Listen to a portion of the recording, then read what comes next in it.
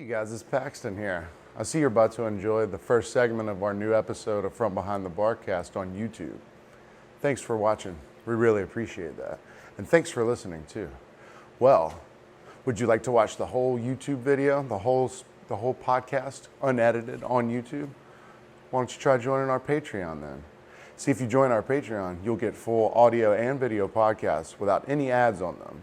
Also, we have other perks. We're going to do special podcasts each month that'll only be available to our Patreon subscribers or to our patrons. Get it?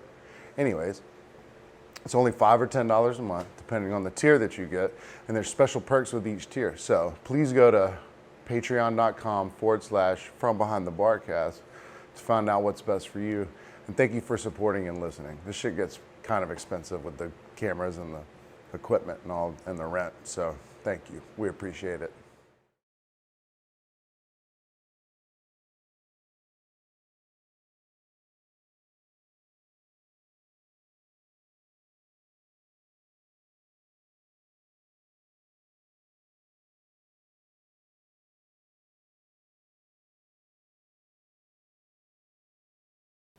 There you go. You want to get that screen in there? I just want to be center framed, you know. That makes sense. There's no janky half frame off Ridge Yeah, here. right. You think this is a fucking joke, motherfucker? It's not Eminem's mom's spaghetti restaurant. I didn't know that shit was legit. But Well, I guess somebody started putting out those memes like in his He camp, I said guess. He had to just It was already open. They already had to obviously be in the works because you couldn't just open a restaurant in 2 days. No, but yeah, you could, because if there was like a little roadside, because it looked like it like it was a repurposed. Well, he had like a drive-through window and That's stuff. what I'm saying. It looked like a repurposed. No, you can't open a restaurant that drive-through fast coffee because you have to shop. have. No, but if there's already infrastructure there, you can went under another. But you need to have help. You go to the health department. It takes But weeks. if someone already owned that restaurant and they just switched to mom's spaghetti. For for like a week. I think he just had somebody in his crew like doing advertisement with memes, and he was like, "Man, this is some real shit." Yeah, right. Yeah. It's affordable too. It wasn't like The song is hilarious because there's one remix where it just says "Mom's Spaghetti" at the end of every line. Yeah, It's pretty amazing. it's a pretty good idea. I don't know how well I can hear myself there. All right. Cheers, queers. Welcome to From Behind the BarCast, the podcast for bartending, service industry, drinking in general, and no cursing.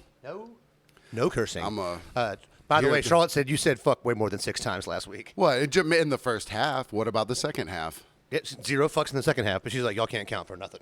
Oh, yeah. I mean, But I think you said fuck before you said you weren't going to say fuck. oh, right. Yeah. So, I mean, pre-fucked. which count, you know? Which are we arguing semantics here? I mean, if we were on TV, I mean, they would all count.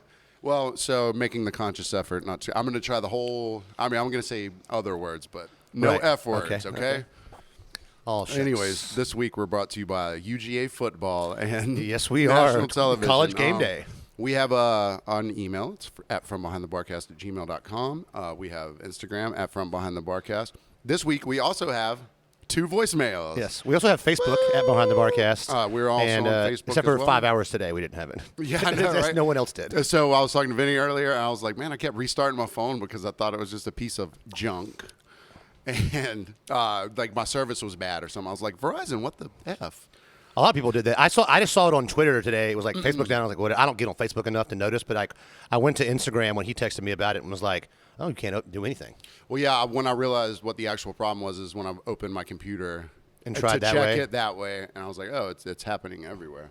Yeah. But before we get started, why is it that anytime someone comes in between 10 and 10:30, our kitchen closes at 11. Right. They come in between 10 and 10:30, and I'm like, hey, kitchen's going to close at 11.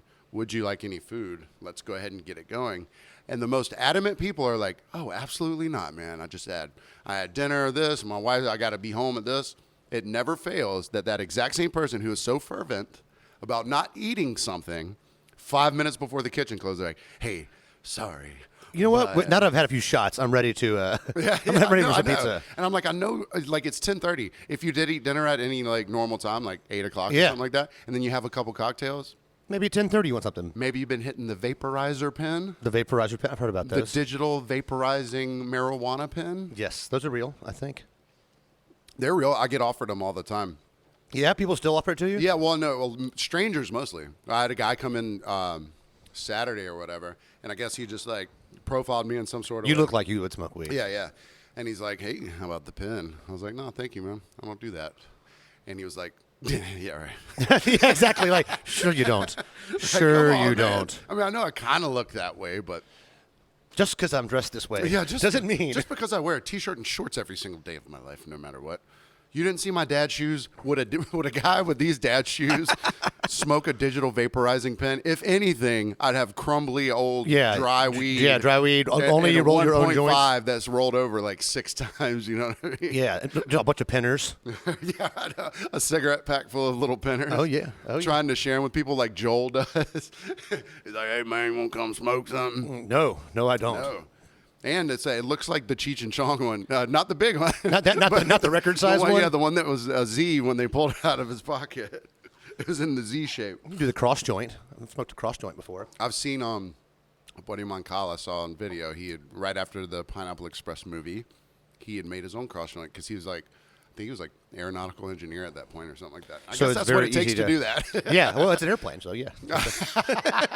I guess you could. And say now it there's was- like all kinds of different ones. Like I saw a Hanukkah one. It was like a menorah.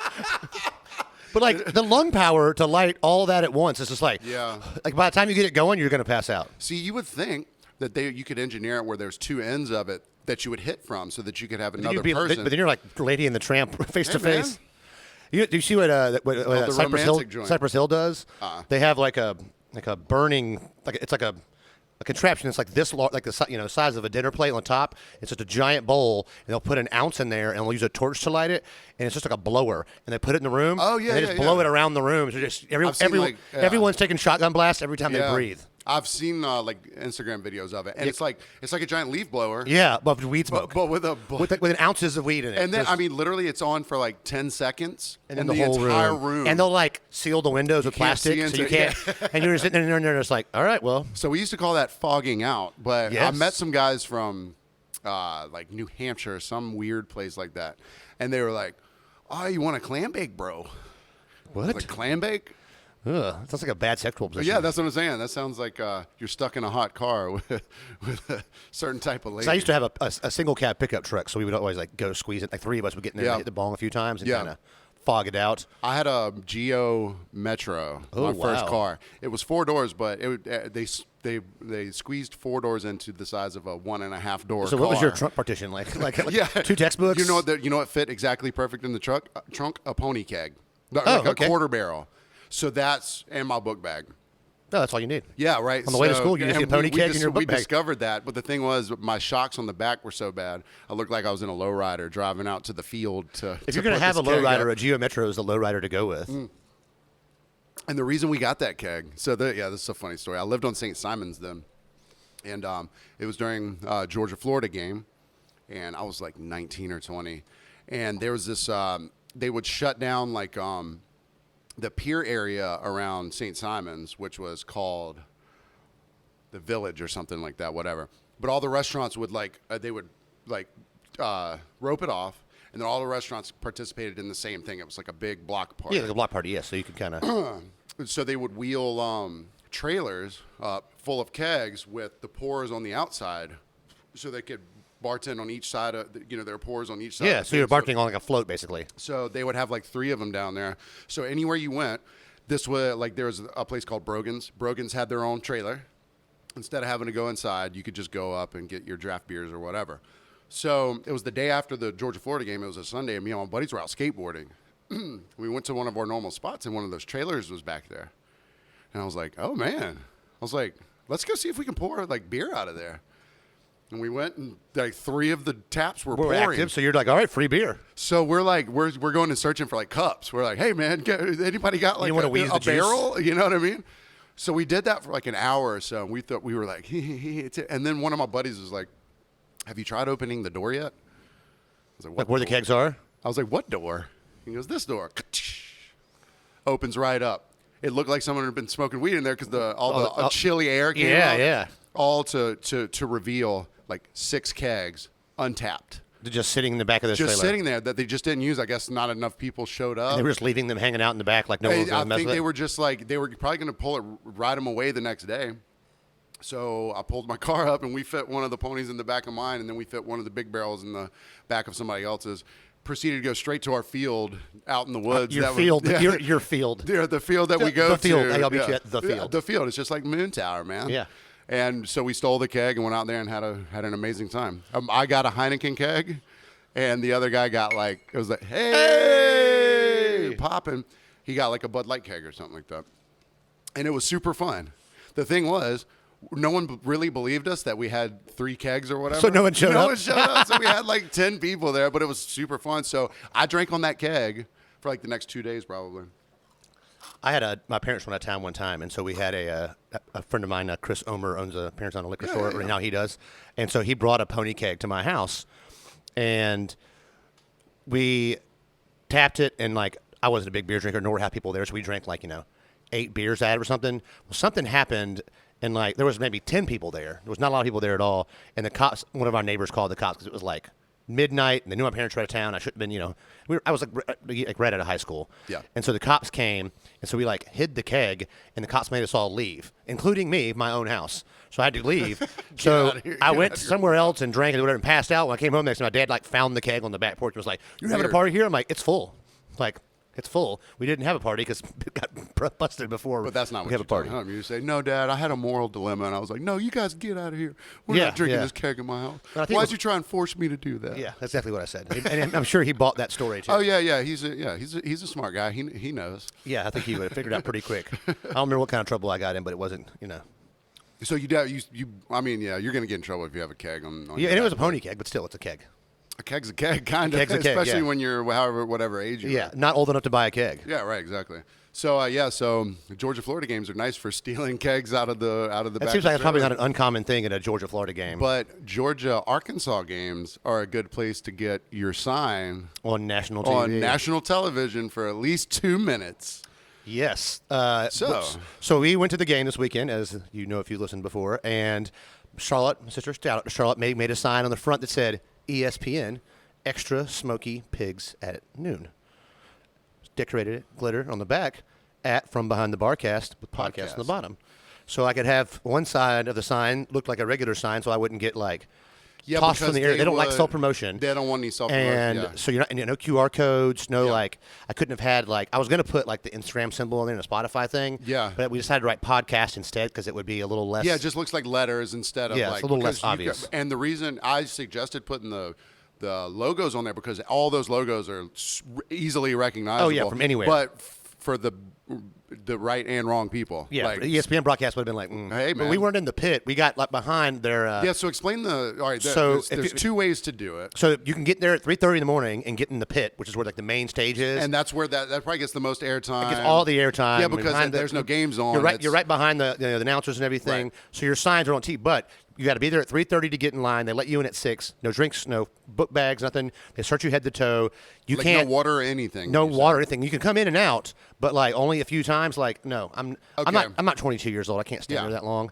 So we got there at about 9:30. We got to where game day was. We brought a cooler, had the sign. Yeah. And so I kind of stood on the side for a little bit and was when their camera was panning, I was trying to see where it was going to kind of try to work in. But because they had a monitor that you could see what the there's feed 3 monitors was. on each side, so you could see what they were seeing. Okay, right. So, but then there's a stage. We were kind of behind a Pizza Hut stage, and I was like, they're going to use this stage for something eventually. So let's just stay next to the stage, and then we'll creep out. And basically when we went to commercial, I would go walk and take a break for a second because holding a sign up in the air after a while gets a little. Yeah. So Vinny goes, they're blowing off the stage. They're blowing off the stage. So I went running back to my little spot.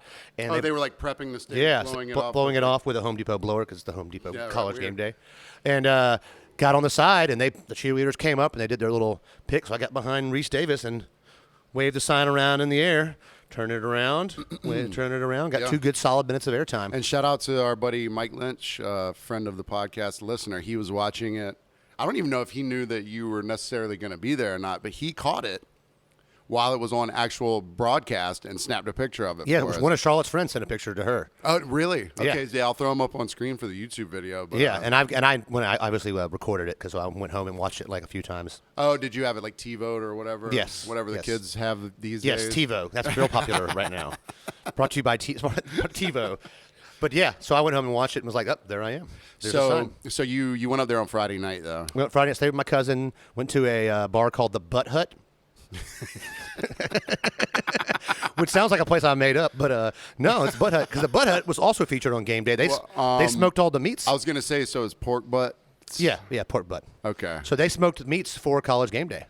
So we met the owners that night. My cousin knows everybody up there. That was like the redneckier, is that a word? Version of Huckapoos. It's like the South Athens version of Huckapoos. Right, yeah. Like my cousin knew everyone there. So we met the owners, and they were smoking meats for the next day. So Yeah. we saw them at the game, talked to them, or at game day and talked to them for a second. So that was kind of cool. So then we left. We got up at like 6:30 in the morning, got to the game at, I don't know, what time did we get there? Like 8:30? The game was at noon, right? It was at noon. So we like walked a mile to get to the stage, walked our cooler and stuff back, put the sign back, walked back to the game, walked down to the row 11 seats we had, which 11 rows from the field. Yeah, on the they look side. really good from the Primo pictures. seats. Yeah. But all that walking in Athens will get you. Yeah. Everything's either uphill or downhill. I prepare. I walk my dog 2 or 3 miles a day. Not but uphills. Zero. There's one hill on the behind the Y. It's a 14-foot hill on a 45-degree grade. It's not even that hard to go up. It's nothing. But like we're on the trip 2, and one of our friends is like, I am exhausted. I'm like, well, guess what? This is gonna suck. Like I don't think he peed the whole game because he didn't want to go up the 48 stairs. 'Cause that's when it hit me. We were going up the stairs to the bathroom like the end of the second quarter, and I was like, okay, getting to That's me why now. I drink liquor at things like that. Because I had the bladder of a 5-year-old. so do I. I stopped drinking beer playing like gigs as a drummer because it would take at least 6 beers to get me to the buzz that I like to be at to play properly, Right. to play with some groove and some feel. But it only takes like one sharp, strong liquor drink to get there. But when I drink those 6 beers, all 6 of those beers are coming out of me within 30 minutes. Yeah, so I drink. I just drink liquor mostly. So Right, yeah. But I smuggle fucking water in. Yeah. And like, they didn't do any kind of searching. They were just like go. Into Sanford? None. I'm trying to remember because they're trying to get 93,000 people in there all at once. It's crazy. Because I lived in Athens for a year. I've probably been to like 30 home games or so. And each time it was hit or miss. Like we get whether to this back gate, which we need to do a different gate next time. Anyways, we went to this back gate, and you scanned your own ticket, and then you just went in. So they were just standing there watching to make sure you went in. They had like 5 scanners up. That's like Sunday at a music festival. At a music festival, Friday and Saturday, they're opening all your bags, patting your crotch down. And on Sunday, they're like, just come on. Sunday, they're just the guy's like looking at his phone, just waiting. Hey, please get this day over with so I can get the hell away from these people. So in that, Lou, Georgia shut out number 8 Arkansas. They were extra smoky pigs at noon. They were extra smoked pigs at noon. A game opens up. We drive down the field, score immediately. They get the ball. Crowd so loud, 2 false starts on their first 2 plays. Like it was just a crowd caused false start. False start because we hit 154 decibels at one point, which is close to 112. I thought it hit 112 early on, but it was like almost record string. I've been to a lot of games. This is by far the loudest new game I've ever been to, and probably top 3 loudest football games I've been to in my entire life. Just crazy, crazy. Coach called outdoor stadium like that. I was choking on a cucumber, and that's not an innuendo. Not yet. We haven't even talked about the drinks yet. Well, we will in a second. So yeah, but I mean, I've been to Sanford. It's been loud before, but typically it's way louder when you have like tall walls and like not necessarily a dome, but like Florida Stadium is so tall. You know what I mean? Yeah, or like the big house in Ohio, but like it just was. I mean, it's crazy loud. Well, the pictures I saw, it was like, and Arkansas has a similar red color to us. Yeah, they're maroon. But still, like it was such a sea of red, and it looked like it was 93,000 in there. I mean, it was crazy. It was crazy. I mean, like great game, kicked the crap out of them. We're now the highest projected team to win the national championship. Well, see, we cut the cable here while we had DirecTV here at the house, but we cut it a while ago, and I stream everything now. But when I got on the CBS Sports app, it wouldn't stream for me. Game was on ESPN, so that's probably why you had a problem. Yeah. If you have an ESPN app on your phone, I have all that. if you look at it, it'll tell you where the game's playing. No, that's the thing. I just Googled where the games were playing, and it kept sending me to CBS. Oh, no, that was the Alabama Ole Miss game was on CBS. But Georgia will be on CBS the next 2 Saturdays at 3:30. Yeah, because they normally are on CBS. I guess I should have thought if game day was there. Well, I'm regarded. the Florida games. Because CBS normally carries all the SEC stuff, right? Yeah, so like we played the last 3 games at noon, and then we'll have 3:30 Auburn. This was Saturday. 3:30 Kentucky got announced today. Then then we have a week off. Then we have Florida at 3:30. Yeah, Kentucky over Florida. Yeah, big win for Shout Kentucky. out to our buddy Rick in the kitchen. I thought he was going to be way worse off after that loss. Well, speaking of Florida, Uh-huh. Florida had a coach named Urban Meyer. Some of you may remember him. Urban Meyer is now the coach of another team in Florida, Jacksonville Jaguars, who are just as bad as the Gators probably. And Urban Meyer, they played on Thursday this week, so he was in Ohio. And he decided to stay behind and hang out with his grandkids and try to fuck a 23-year-old woman. And was filmed, and I'm sure most of you have seen this by now, but a girl posted a picture of him, who's this guy who keeps hitting on me? And then, she put that on her Snapchat, which got out there. Yeah, they're like, well, that's Urban Meyer. And then the video of him having a girl grinding on him with his hand mysteriously unseen between his legs and maybe hers. And then today he had a little press conference and apologized to he didn't really apologize to his wife for. He just said the team for not showing up or something. For not traveling with him, which is very rare for the coach not to travel with the team. But he has family there, so he stayed. Yeah. Had dinner at his restaurant. Got a restaurant apparently. And then went next door and he tried to. So he apologized, but said it wasn't. He said they were trying to get me to come dance, and I should have just left. Yeah. It wasn't a big deal. And then after the press conference, I guess somebody was holding back the other video from the side angle where he was digging. Oh, so there was a few angles. Yeah, he had two in the somewhere. I don't care how many road sodas you've had. If you're effing Urban Meyer, and especially if you're in Ohio and you're Urban and you're next Meyer, door to the bar you own, or the restaurant you own, maybe you gotta know that this. But the thing is, he started at Utah, right? He started at Utah. Was he from Utah? He is not a Mormon. All right. Well, see, here's the thing. He might have converted to Mormonism, and he just wants plural marriage. Maybe he was looking for a sister wife for his new sister wife. Hey, man, you can't knock that dude's religion. Freedom of religion. Clint. Have you ever heard Urban Meyer talk? He is not very religious. Well, I was like, if you live in Utah for any amount of time, you're either going to become a hiker, or an outdoorsman, a polygamist. Yeah. Or Carl Malone. Coach. Or Carl Malone. I don't know. Carl Malone, who became a jazz artist, because the Utah, if you know anything about Utah, it's known for its jazz music. Yes, it's the big jazz central of the country, right? Not New Orleans, but Utah. Speaking of jazz music, we have 2 voicemails this week. How about that? We've been asking for voicemails forever. Are we going to say where the first one came from? Yeah. Well, I don't. All right. So the first one, weirdly, I'm pulling it up now. Can you see the return email address? Not the email. It just says Morgan & Morgan, which sounds like a law firm, and I have no idea. I mean, maybe it's from a law firm, but it's Morgan & Morgan is a local law firm. It's a very strange message. It's 30 seconds of a song. Me and my friend did in 2011. And I'm not cursing. This is them cursing. Well, and it's them recording it. It's like they're playing it off of their TV. Off of their TV and recording it onto their phone. So, thank you for whoever that was. Thank you, Morgan & Morgan. I bet we know somebody who works at Morgan & Morgan. If I need I'll get you up. Well, then we got another one. Hold on. Wow, we're really implementing our technology now, Yeah. People leaving voicemails. This is from our friend Brett, it turns out. Oh, the Kiwi. Oh, hey boys, how the fuck you going? It's Brett from New Zealand. Just wanted to call in and pose a question, I guess, maybe a discussion. So over here in New Zealand, China buys about 82% of our wine that we make over here. It's across the ditch in Australia, it's nearly the same. The only difference is Australia said, hey, China, what the fuck, mate? You put a virus out there and made a fucking pandy, didn't you? And then over here in New Zealand, we were like, hey, China, you're all right, bloke. Keep buying our wines. Get us rich. We'll sell it to you. So that poses the question, would you take dollars over decency or decency over dollars? I don't know. Just want to call in and say I enjoy the show. Thank you guys for doing it. You handsome devils. And fuck off. See you later. That Brett, he's got a potty mouth, doesn't he? Thanks, Brett.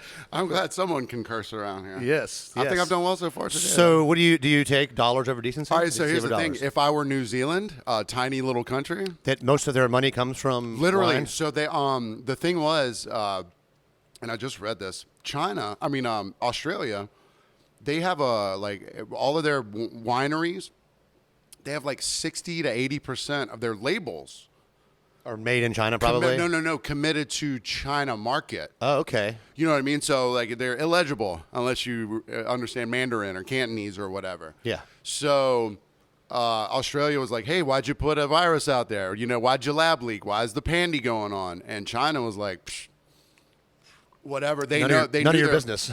They knew how strong their stronghold was on their industry. And it's not just alcohol, but I think the highest percentage of any of their industries that China does get from them is wine and whatever. Right. Well, you got to figure it's the closest major country to them is India and China. Yeah, right. Not a lot of wine going down in India, so. But then New Zealand, that's a country the size of Georgia and Alabama put together or something like that. And their sales to China for wine and stuff like that is almost 88% or something like that. That's crazy. We get a lot of Marlborough in New Zealand is the big wine area. Marlborough. Okay. Like that guy that smokes. Yeah. The man. The Marlboro man. Marlboro man. That went away. Like, what happened to him? I don't know. He get canceled with He Joe probably Camel? I don't think it was canceled. Oh, but It might have been close. He might have been cancered. Yeah, but he definitely went right away. But yeah, Marlborough, New Zealand is a big producer of wines, especially Sauvignon Blanc is like, they have a distinctive flavor of Sauvignon Blanc from Marlborough, New Zealand. Are they better for reds or whites, or like the grape wise, or do they have like the full? They don't have the full gambit because you can't grow everything everywhere because of the soil and everything. But they primarily grow Sauvignon Blanc is like the biggest wine they export by far. Because I think it's like 70% of their. The Sauvignon Blanc is? Yeah, Sauvignon Blanc is. And Australia does, so you can get... Well, Yellowtail in Australia, because I drank that when I was a kid, or, when I was younger. 4. Yeah, I started when I was 4. I always got there like Syrah and like their fucking... It's not Syrah. Shiraz? Shiraz is only from Australia. Everywhere else it's Syrah, but in Australia it's Shiraz. So like Champagne only comes from Burgundy, France, which is where Champagne is. Like the not Champagne Cleveland? region. No, I think that's something else. Oh, that's Thunderbird. That's just called Real Pain. That's Thunderbird wine. That's yeah. So anywhere else it's sparkling wine. So it's Champagne and Champagne. So same thing with Shiraz and Syrah. Same grape, but it's Shiraz, not Syrah. Oh, I see. And then they had a Cabernet because I remember Australia has a much larger because they're bigger, so their climate is different in different areas, so they can grow a larger swath of wines than New Zealand. Swath. They call it I think they call it like the top end. All the countries in the top of Australia. And recently, so there's land up there that's got like giant 10,000 acre ranches on it, and they have not been affected by the global warming thing when it comes to their water, like having it or not having it. And then the south of Australia has been affected. That's where all the fires were, was in South Australia. Exactly. So the property up north used to be like $1 to every $10 that it was in the south, and now it's completely flipped. So you got all these basically rednecks who are very rich already because they have these giant pieces of land and giant. So something that they would get offered $1 million for, literally 7 years ago, they're getting offered like $10 to $20 million for. Nice. Southeast Australia is the larger wine producing area of Australia. The southern part of Australia is, and see all those wineries, unless you sell the whole thing as a business, no one's ever. One of my favorite, most unique wines is called Molly Duker, and the guy that owns it was a pugilist. Molly Duker. Molly Duker. He was a pugilist, so he's got wines called the Boxer, and what is a pugilist? A boxer. Pugilism is boxing. I didn't know that. Yes. Well, I thought it was called boxing. Well, before it was boxing, I thought it was called fisticuffs. Fisticuffs, yes. So pugilist. I've heard that before, but not in that context, I don't think. There you go. So, but he seals his wines with nitrous. So it's a tighter seal. They're almost all wines that come from Australia and New Zealand are screw tops because they're more reliable when you come across the ocean in a damn ship. They won't cork as easily, and they're a little more secure. So, but his with the nitrous, it gives it a tighter seal. So what you're supposed to do is pour out like a quarter of a glass and a half a glass, seal it back up, shake it, open it up. Gas comes out, wine opens up, changes the wine completely. So what do you do with the first pour? Just pour that wine there. Pour that out to the homies? Whatever you want to do. It doesn't taste bad the first time. It just gives a different flavor. Give it to the kids. Give it to the New Zealanders. Give it to the New Zealanders, yeah. That's what you get. Across the ditch. That's what China can have. I love that, across the ditch. I know, a ditch filled with treacherous animals, I'm sure. Everything will kill you. What's weird, the dynamic between New Zealand and Australia, they kind of hate each other. Which is very odd. One thinks the other's criminals, one thinks the others are sheep fornicators. Yes, almost got it. Almost. Hey. Sheep pugilists. That's good. We're going to take a quick break, and we'll be right back with you.